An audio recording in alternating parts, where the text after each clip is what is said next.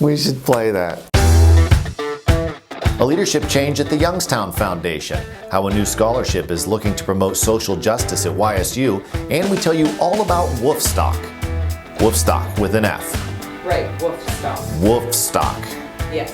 What the F is Woofstock?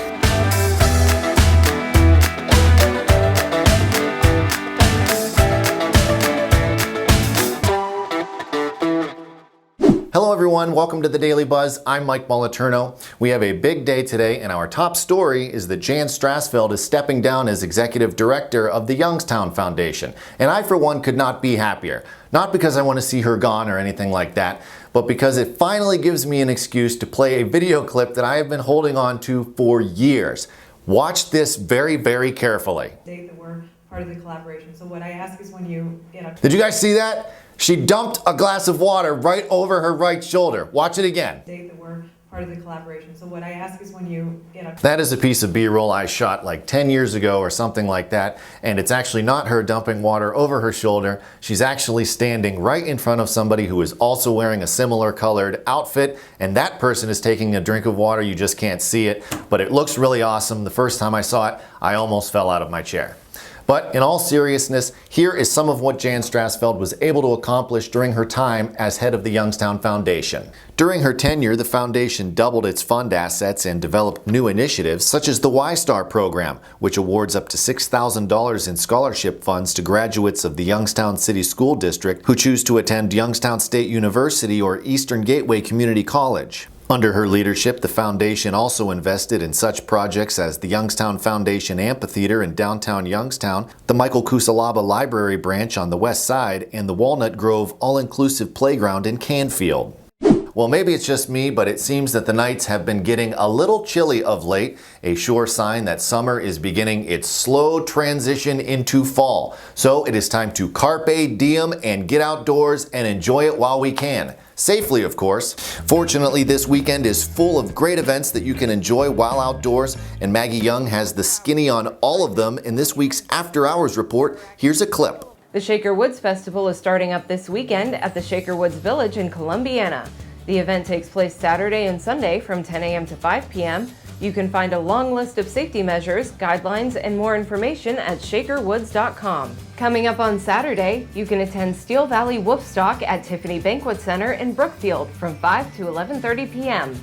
The concert, benefiting the Animal Welfare League of Trumbull County, includes silent auctions, giveaways, and entertainment by Leanne and Rajma and the Gary Markaski Project. Learn more at awlrescueme.com. Visit downtown Salem this weekend for the annual Freed Fest.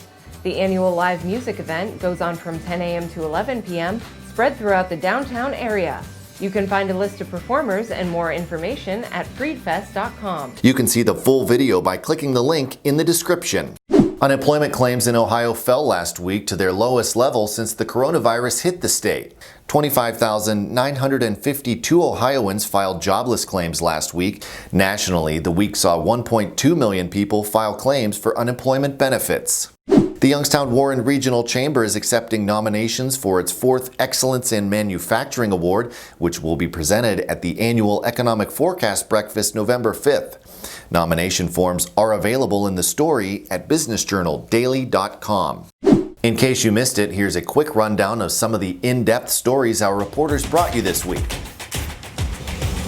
The amount of data a business can gather is nearly limitless and increasingly, finds reporter Josh Medor, the tools to help businesses understand that data to improve efficiency and productivity incorporate artificial intelligence. You can read more on how local businesses are using AI by clicking the story link in the description. Another story brought to us by Medor is how systemic racism is a public health crisis. In the story, Medor talks with Lee Green, director of Youngstown's Office on Minority Health, who says the lack of easy access to fresh food and medical care contributes to the racial disparities in health outcomes across the city. While many employers have returned to the office, remote work is still being widely used, and it's having a big impact on businesses that specialize in cybersecurity.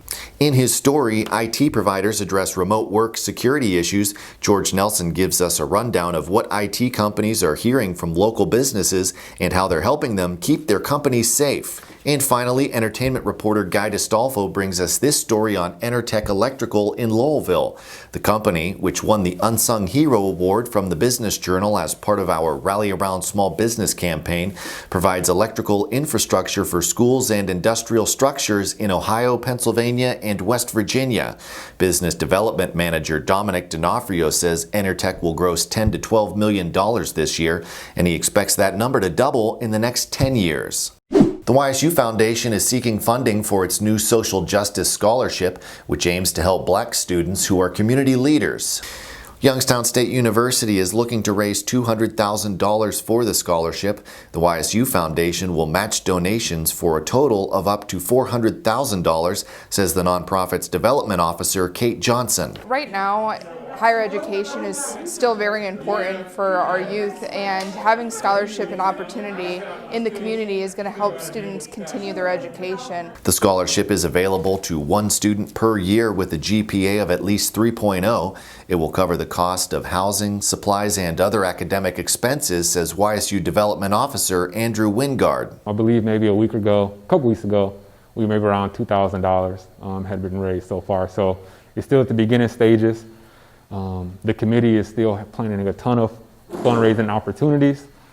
People are still giving online, so it's going to be an ongoing process. And that is going to do it for today's Daily Buzz. Be sure to check back tomorrow where we'll be doing something a little bit unusual, and I'm sure you don't want to miss that. Be sure to like, subscribe, and click the little bell for notifications. If you're watching on YouTube, leave us a comment, let us know how we're doing. As always, the links to all the stories we talked about today are available in the description. And as always, thank you very much for watching. I'm Mike Moliterno. Let me hold on, I'm so excited I can't breathe.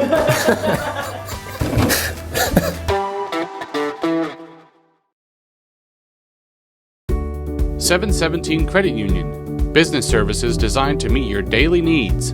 Commercial loans, business deposits, merchant and payroll services. 717 Credit Union. It's knowing you are treated right every time.